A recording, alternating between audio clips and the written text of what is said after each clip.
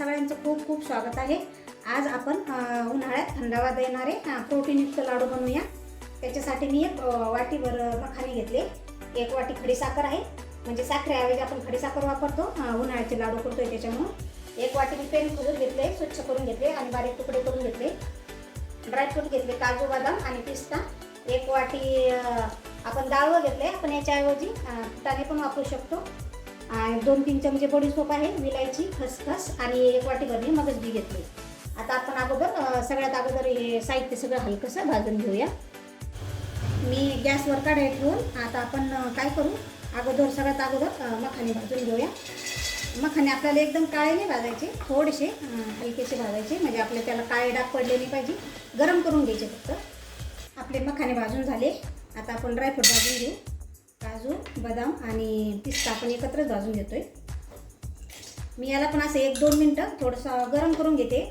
जास्त कडक नाही भाजायचे, थोडेसे आपले असे गरम करायचे, म्हणजे त्याची पावडर छान होते बारीक। आपले ड्रायफ्रूट पण भाजून झाले। आता आपण डाळ भाजून घेऊया, याला पण थोडंसं हलकंसं भाजून घ्यायचे। आता मी काय करते, सगळं साहित्य हलकंसं भाजून घेते।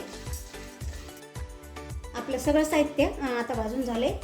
आता आपण पेन खजूर भाजून घेऊया, म्हणजे पेन खजूर मी सगळ्यात शेवटी भाजते, कारण ती कढई जर चिकट झाली तर आपलं दुसरं साहित्य भाजलं गेलं नसतं, म्हणून आपण पेन खजूर आता शेवटी भाजून घेऊया।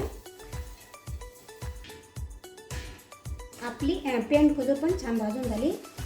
आपण तिला असं थोडंसं असं केल्यामुळं ती थोडीशी चिकट झाली, कारण आपल्याला लाडू वळताना मग थोडंसं लाडू पण छान येतो।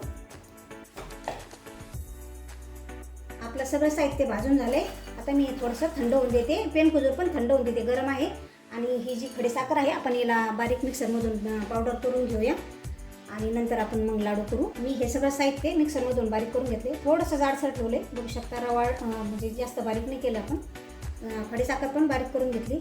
आपली पेन खजूर पण आता थंडी झाली। आता आपण काय करू, सगळं साहित्य एकत्र करून घेऊ। मी अर्धा मगज बी बारीक करून घेतला आणि अर्धा अख्खं ठेवलं, हे अख्खं मगज बी टाकते मी, आणि खसखस आपण भाजलेली ते पण एकत्र करू।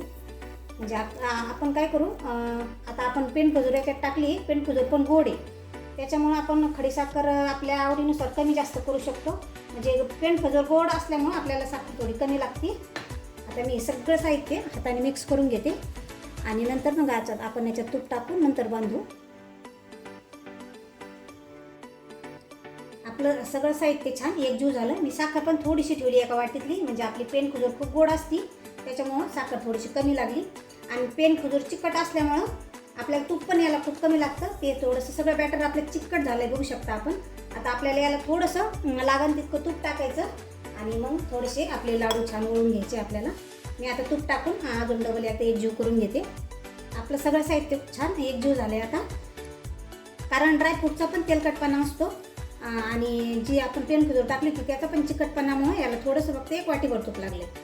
आता आपण काय करू, याचे छान लाडू मी तयार करून घेते। आता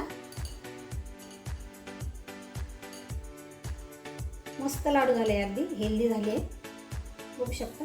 मी आता काय करते, सगळे लाडू तयार करून घेते। आपले उन्हाळ्याचे प्रोटीनयुक्त लाडू खाण्यासाठी पूर्णपणे तयार झाले। आपण याच्यात खसखस, विलायची, बडीशेप हे भाजून टाकल्यामुळे याची ह्या लाडूची टेस्ट इतकी छान झाली, मस्त वास येतोय अगदी करताना सुद्धा। आणि आपण डाळवर टाकल्यामुळे एक वेगळीच चव या लाडूला आलेली आहे। खूप हेल्दी आणि टेस्टी लाडू आहे, एकदा नक्की ट्राय करून बघा। व्हिडिओ आवडल्यास आरती कुकिंग रेसिपी चॅनलला सबस्क्राईब करा, लाईक करा, शेअर करा। भेटूया अशाच पुढच्या एका नवीन रेसिपीमध्ये। धन्यवाद।